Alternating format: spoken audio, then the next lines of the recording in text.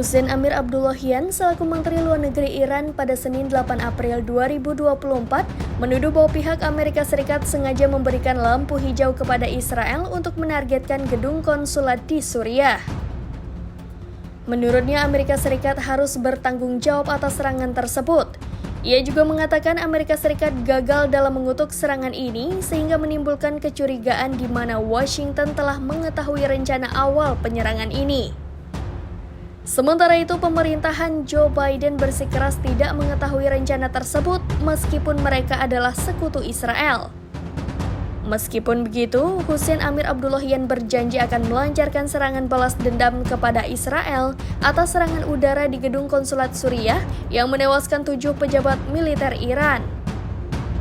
Rencana serangan balas dendam ini juga didukung penuh oleh pemimpin Hizbullah Hassan Nasrallah. Dalam pidatonya, pemimpin Hizbullah ini mengatakan dukungan sebagai respon militer Teheran terhadap serangan yang menewaskan seorang pejabat militer senior di pasukan Quds, Garda Revolusi Iran, Mohammad Reza Zahedi.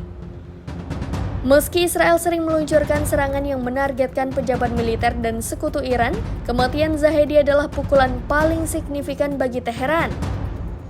Awalnya setelah serangan tersebut, media pemerintah Iran mengatakan Zahedi memimpin pasukan Quds di Lebanon dan Suriah hingga tahun 2016. Namun hal tersebut diklarifikasi oleh Nasrallah. Ia mengatakan bahwa Zahedi adalah tokoh kunci kelompok Lebanon dan pernah bertugas selama 4 tahun di negara kecil Mediterania tersebut. Menurut Nasrallah, ini merupakan respon yang wajar bagi mereka untuk mendukung Iran.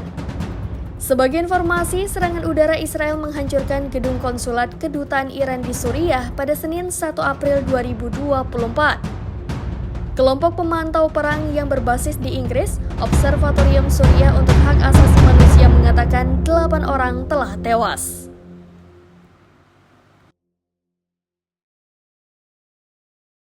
Download Tribun X sekarang, menghadirkan lokal menjadi Indonesia.